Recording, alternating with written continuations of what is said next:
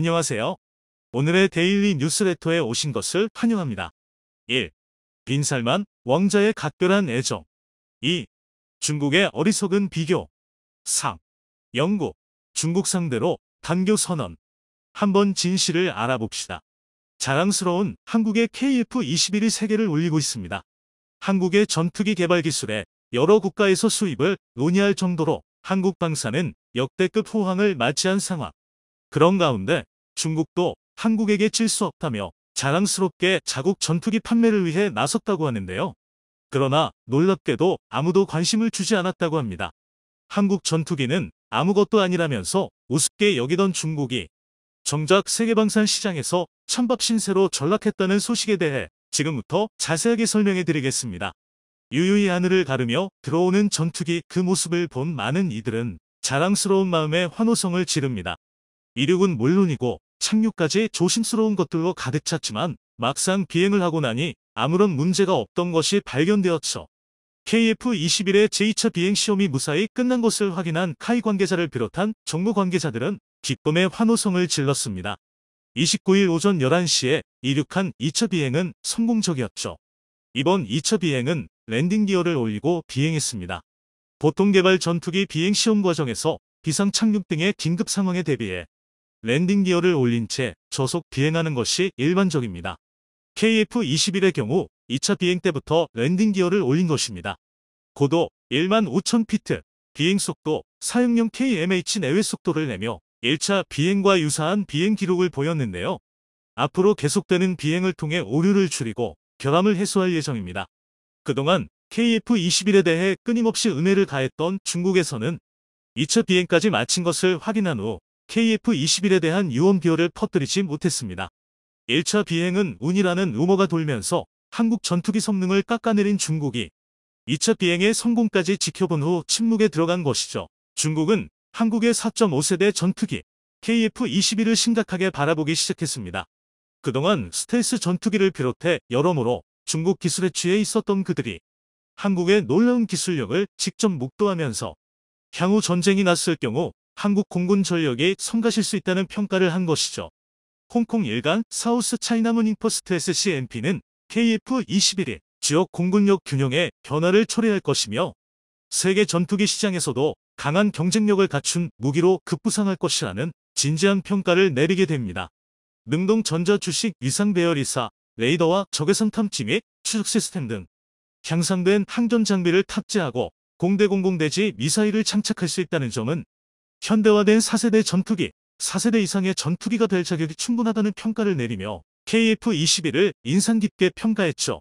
하지만 자국 전투기를 강조하는 모습은 여전했습니다. 마카오의 군사 전문가 앤서니 옹은 사설을 통해 KF-21은 J-20은 물론이고 FC-31과 경쟁할 수 있는 수준은 아니라고 말하며 대신 J-10의 훌륭한 적수가 될 수 있을 것이라는 평가를 남겼는데요. 중국 군사 전문가가 언급한 J-20은 중국군이 미국의 최고 성능 전투기인 F-22와 맞대결을 가정해 실전 배치한 스텔스 전투기를 의미합니다. FC-31은 J-20보다 작고 성능이 약한 스텔스 기로 미국이 개발한 F-35처럼 양산형 스텔스 기종으로 개발 중인 기체인데요. 중국의 최신의 전투기와 상대하는 것은 불가능하지만 그 하위 기체 정도와는 충분히 대등한 싸움이 가능하다고 본 것입니다. J-10은 2005년 중국이 배치한 4세대 전투기로 통상 미국과 서방 국가들의 F-16과 동급 기체로 분류하죠. 은근슬쩍 J-20과 FC-31을 드러내며 스텔스 전투기를 자랑하는 중국은 최근 함선에 배치된 FC-31 전투기 모습을 공개하며 미국과의 전면전에서도 밀리지 않는 강력한 중국 공군의 모습을 대외적으로 드러낸 적이 있습니다. SCMP는 최근 중국 야오닝성 해군 기지 활주로에 중국이 개발 중인 FC-31 스텔스 전투기가 서 있는 위성 사진을 공개하며 중국의 네 번째 항공모함이 얼마 남지 않았으며 함재기로 FC-31을 주력 기체로 사용할 것을 보여주었습니다. 2030년까지 최소 4개 항모전단을 운용하며 미국에 이어 세계에서 두 번째로 큰 대양 해군이 되는 것을 목표로 한 중국에게 있어 FC-31은 전략에 있어 중요한 기체입니다.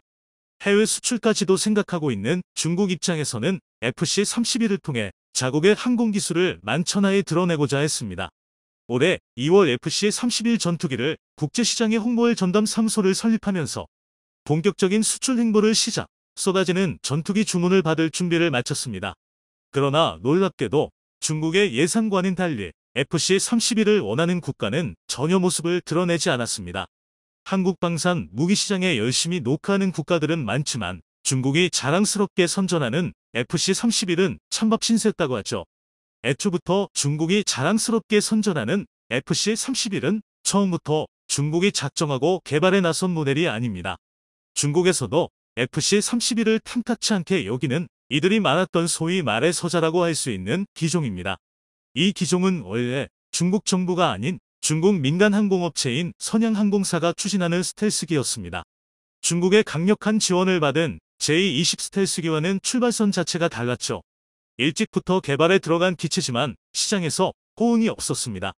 2015년 주하이 항공 전시회에 10일 동체를 공개하면서 해외 바이어들의 관심을 끌기 위해 선전을 했음에도 불구하고 중국 정부는 물론이고 해외 정부에서도 큰 관심을 끌지 못했습니다. 프로젝트 자체가 위태로웠던 순간 중국 정부가 FC-31의 동아조를 내려보내며 극적으로 생존할 수 있었습니다. 러시아 수-33을 모방한 J-15 함재기가 처참한 실패를 막고자 중국 정부는 다급하게 FC-31을 함재기로 변한 항모에 탑재할 함재기로 FC-31을 사용할 것이라는 보도를 내놓게 됩니다. 결국 중국 정부의 실패를 감추기 위해 다급하게 FC-31을 이용한 것이죠. 그래서 갑자기 차세대 함재기로 FC-31이 주목을 받게 됩니다. 중국 정부의 뒤늦은 기술 지원과 자금 지원이 들어가면서 FC-31은 큰 변화를 겪게 되는데요. 그럼에도 불구하고 자체 설계의 한계상 기형적인 모습을 띌 수밖에 없었다고 합니다. 난징 전자기술연구소가 개발한 능동 위상 배열 에이더이사와 베이징 에이스타 항공개발사가 개발한 전자광학 추적기 H-86을 넣을 공간이 없을 정도로 조종석 앞면 공간이 작았기 때문이죠. 엔진도 러시아 미코얀 항공사의 RD-93 계열 터보 엔진을 사용하기로 처음에 정해졌으나 다급한 재원 변경에 중국에서 개발한 WG-3이 엔진을 사용해야 했습니다. 이 선택 때문에 FC-31은 스텔스 효과에 중요한 WG 계열 엔진의 공기 흡입기와 엔진 노즐에 대한 신뢰도가 낮다는 치명적인 약점을 가지게 되었습니다. 미군이 함재기로 고려하고 있는 F-35의 성능을 따라오기에는 어림도 없다는 소리가 나올 수밖에 없었죠. 중국 입장에서는 골머리를 앓을 수밖에 없었죠. 미국과의 대결을 위해 FC-31을 자랑스럽게 선전했으나 변경상의 오류와 문제들이 속속들이 발각되면서 이를 감추는 것에 급급했습니다. 하지만 이대로 포기하기에는 중국의 자존심이 허락하지 않았습니다. 10년간 개발을 한 덕분에 2022년에 들어 겨우 시제기가 나오는 FC-31을 포기하는 것은 중국 입장에서는 출혈이 심한 상황. 그렇기에 어떻게든 다른 기체와 비교해서 우수하다는 것을 강조했습니다.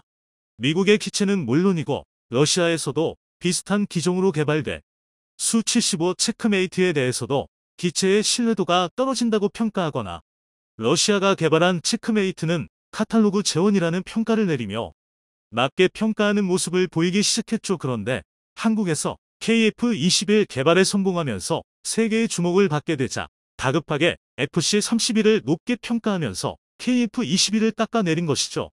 해외에서 러브콜을 받는 KF-21 기종과 대결하기 위해 대외 홍보 사무실까지 두었지만 막상 반응은 신통치 않았습니다. 결국 중국 전투기의 속빈 강정 같은 현실만 드러난 것이죠. 서방 세계는 물론이고 다른 군사 전문가들도 비슷한 생각을 공유했는데요. 그런데 놀랍게도 중국 FC-31에 관심을 보인 국가가 등장했습니다. 인도 언론인 유라시아 타임즈는 최근 사우디가 중국 FC-31에 관심을 보였다는 소식을 전하며 사우디아라비아 리야드에서 4일 동안 열린 무기 전시회에 빈살만 왕세자가 구체적인 액수를 물어봤다는 내용을 보도했습니다. 최근 미국의 증산 요구에 거부 의사를 드러내며 미국과 냉전 상태에 있는 사우디는 중국 무기 구입에 관심을 표한 것입니다. 원래 미국 무기 구입에 큰 손이었던 사우디가 미국이 아닌 중국 무기에 관심을 보인 것은 이번이 처음이었죠. 서구 전투기만 구입하는 것으로 알려진 사우디가 이번에는 의도적으로 중국 전투기에 접근하면서 사우디가 미국만을 의지하는 곳이 아니라는 정치적인 의도를 전달하는 모습이라며 언론은 이례적인 사우디의 모습에 반응했습니다. 중국 방산 관계자가 FC-31에 관심을 보이는 사우디를 찾기 위해 사우디 현지에 중국 기술 이전을 위한 공장 설비 투자와 이를 위한 기술자를 파견할 수 있다며 적극적으로 나섰다고 하죠. 중국 무기를 금방이라도 구입할 것 같은 사우디는 그러나 최근 돌연 중국 무기 구입과 관련해 논의를 중단했다고 합니다. 대신 한국 무기 수입을 고려하면서 한국 정부와 접촉을 시도했다고 하는데요.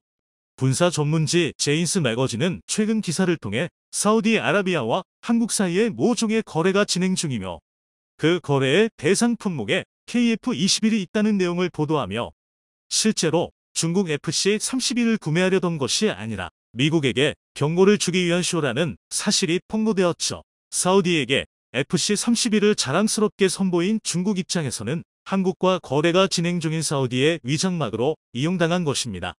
실제로는 FC-31을 도입할 생각 자체가 없었던 것이죠. 애초부터 함재기를 상정하고 개발 중인 FC-31을 항모가 없는 사우디아라비아에서 우선적으로 구매할 이유가 없었던 것이죠. 중국은 한국에게 밀린 것에 분을 삭히지 못했다고 하는데요. 중국 따위는 신경 쓸 새 없이 날이 갈수록 성장하는 한국 방산. 도를 넘는 중국의 행동에 영국이 분노했습니다. 타국의 땅에서 벌어진 폭력 사태에 영국 정계에서는 중국과의 단교를 진지하게 검토해야 한다는 소리가 나왔는데요. 영국 총리 역시 사태의 심각성을 인지하고 중국에게 제대로 된 보복이 필요하다는 입장입니다. 중국은 영국과 단교도 상관없다는 입장을 보이며 잘못에 대해 사과하는 모습조차 보이지 않는 상황. 이런 가운데 영국은 한국에게 손을 내밀며 협조를 강화하고 있는데요. 하늘이 중국 공산당을 무너뜨릴 것이다. 아무도 없는 길거리에 갑작스럽게 나타난 이들은 대형 포스터를 높게 치켜들며 반중 구호를 외쳤습니다. 30에서 40명 정도 인원이 중국에 대해 성토하며 시진핑 독재 체제의 중국은 곧 멸망할 것이라는 저주를 퍼부었죠. 홍콩 출신 인물도 포함되어 있는 이 시위는 맨체스터 주재 중국 영사관 앞에서 기습적으로 벌어졌습니다. 영국에서 벌어진 시위는 그러나 뜻밖의 사태로 흘러갑니다. 중국 영사관에서 인원 여럿이 우르르 나오더니 이들 시위대를 향해 물리적인 공격을 하기 시작한 것이죠.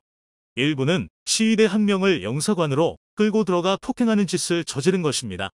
영국 땅에서 영국 경찰이 지키고 있는 가운데 중국인들은 대낮에 버젓이 폭행을 한 것이죠. 갑작스러운 사태에 영국 경찰이 중국 영사관에 진입, 폭행당하던 이를 끌고 나오며 영사관 직원과 충돌을 빚었습니다. 중국 영사관에서 중국 본토인들이 나와 폭행까지 할 것이라고 현장에 있던 그 누구도 예측하지 못했습니다. 영국은 중국의 황당한 행동에 분노했는데요. 영국이 지배하고 있는 땅에 중국인들이 함부로 무력을 행사한 것은 주권을 무시한 행위라 볼 수 있기에 외교전으로 번질 가능성이 높았습니다. 그리고 실제로 영국은 중국의 행동을 참지 않았습니다.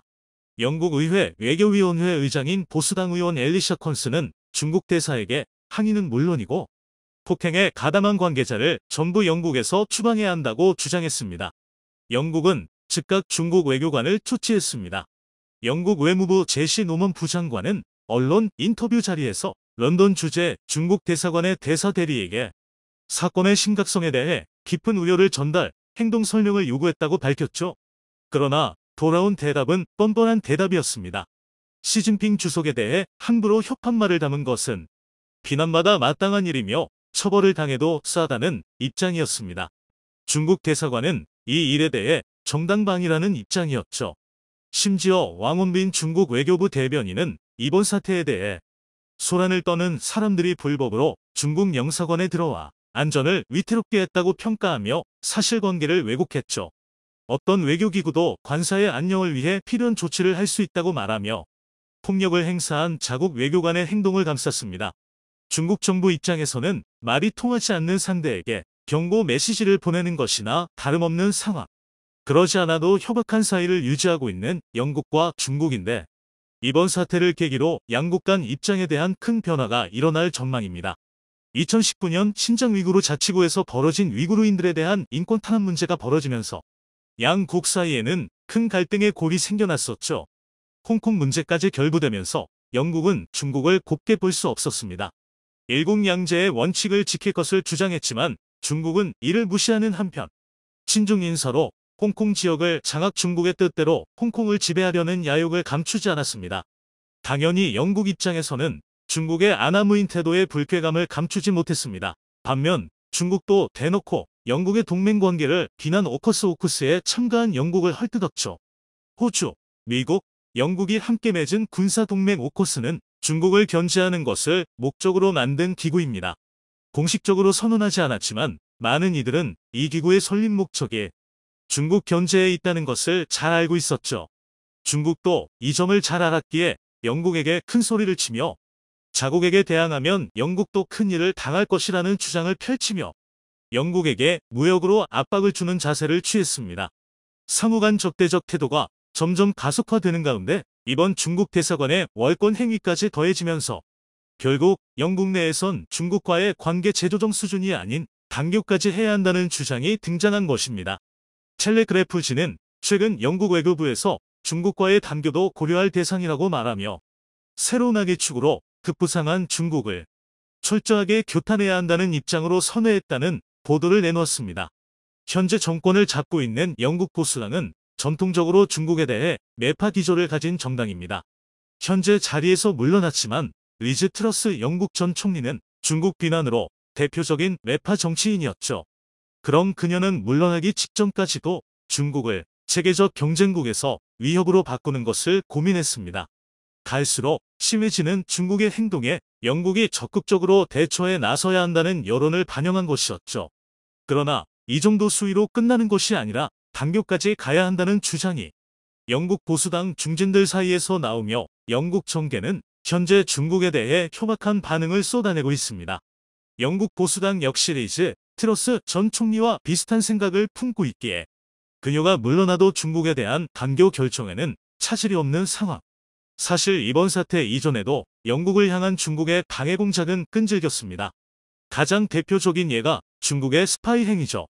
다수의 중국 스파이가 미친 여파 때문에 영국 정계에선 중국 제재에 대한 의견은 초당적이라고 합니다. 실제로 재작년 영국에선 보수당 의원을 대상으로 중국 스파이 요원이 침투, 고급 정보를 훔쳐가는 일이 지속적으로 발생했다는 보고가 이어졌죠.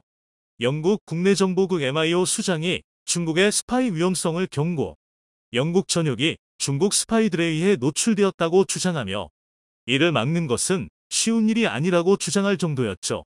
공개석상에서 스파이 행위를 조심하라고 경고를 남길 정도면 물 밑에서 벌어지는 중국의 스파이 행위 수준이 얼마나 심각한지 알 수 있는데요. 작년에는 언론인으로 위장한 중국 국가안전부 MSS 요원이 영국으로 위장 취업을 한 후 정보를 빼내려고 한 정황이 포착.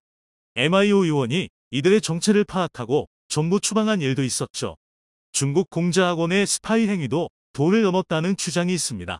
영국 런던에 위치한 헨리 잭슨 소사이어티는 공자학원만큼 영국 사회에 깊숙이 녹아있는 조직은 없다고 경고하며 공산당의 영향에서 영국이 벗어나야 한다고 주장했습니다. 원래 공자학원은 중국 정부가 출자해 세계 160여 개 국가와 지역에 총 500여 곳에서 활발히 활동하는 중국어 교육기관입니다. 그러나 중국은 교육기관인 공자학원을 스파이 양성소 혹은 스파이 침투기관으로 바꾸고 이를 몰래 후원해왔습니다. 주요 정치인의 비밀 정보를 캐내는 것은 물론이고 영국 중국 간 과학기술 연구 협력의 중개, 기업 컨설팅 서비스 등 생각지도 않은 영역에서 공자학원의 영향이 깊숙하게 미치고 있다고 말하며 이를 철저하게 뿌리 뽑아야 한다는 주장을 펼쳤죠. 영국은 문제의 심각성을 파악, 중국의 영향력을 완전히 뿌리 뽑기 위해 단체를 완전히 폐쇄하거나 없애는 방식을 사용, 규칙을 위반하는 행위를 애초부터 근절하겠다는 접근으로 중국을 향해 압박을 가하고 있습니다. 정치 분야만이 아니라 경제 분야에서도 이러한 움직임은 이어지고 있는데요. 최근 영국 기업들은 중국 투자를 취소하는 모습을 보였죠. 토니 갱커 영국 산업연맹 CBI는 파이낸셜 타임스 인터뷰를 통해 모든 영국 회사들이 공급망을 제고하고 있다고 밝혔습니다. 중국과 디커플링을 영국이 추진하고 있는 것인데요. 중국 시장을 최대 기회라고 생각한 영국 기업들 사이에서 변화하는 중국 시장을 보면서 투자한 물자를 회수하거나 현지 인력 해고 및 공장 정리를 결정하는 움직임을 보인 것이죠. 정부 차원에서도 중국의 침투를 막으려는 움직임을 보였습니다. 가장 대표적인 예시가 영국 웨일스에 있는 반도체 칩 제조 공장인 뉴포트 웨이퍼펜 메이프로 결정인데요. 중국 자본이 지배하고 있는 렉스페리아 회사에 대해 영국 정부는 메이프로 결정을 내리며 자국 산업 보호라는 명분을 내세웠습니다. 전략 물자로 간주되는 반도체 산업 기술이 해외로 유출될 위협이 있다고 말하며 중국의 간섭을 원천 차단한 것이죠. 반면 중국과 헤어질 결심을 굳힌 영국은 한국과의 협력에 큰 의지를 드러내며 손을 내미는 모습이었는데요. 지난 6월에 이뤄진 양자 프레임워크 합의는 의미 있는 합의였습니다. 현재는 물러난 보리스 존슨 전 영국 총리와 윤석열 대통령이 양국 관계 발전을 위해 체결한 협정으로 무역과 국방, 안보 등 중요 분야 27개 항목에 대해 양국이 협력을 아끼지 않을 것을 합의한 내용인데요. 영국은 녹색경제 분야 무역 및 투자 확대를 위해 전담 특사를 임명, 한국으로 특사를 파견했습니다. 영국이 특사를 임명해 사업 협조를 구한 것은 최초라 할 수 있는데요. 수소 분야에서 탁월한 기술을 보유하고 있는 한국을 따라잡고 향후 수소 기술에 있어 한국 기술을 이식하고자 하는 영국의 친환경 사업 의지를 잘 알 수 있는 일이었습니다. 이 외에도 군사적으로도 한국 잠수함과 전투기 구입에도 영국은 협조하는 모습을 보이며 공조체제를 굳히고 있습니다. 한국 역시 영국의 손을 잡으며 수출에 있어서도 적극 검토하는 상황. 그 어느 때보다도 가까워진 한국-영국 사이가 단단하게 굳길 바라며 중국과의 손절에 속도를 내고 있는 영국을 응원하며 한영동맹을 통해 한국이 중국의 위협으로부터 당당하게 맞설 수 있길 기원해 보겠습니다. 영상이 도움이 되셨다면 구독과 좋아요 부탁드리며 오늘도 감사합니다. 최고로 멋진 하루 보내시길 바랄게요.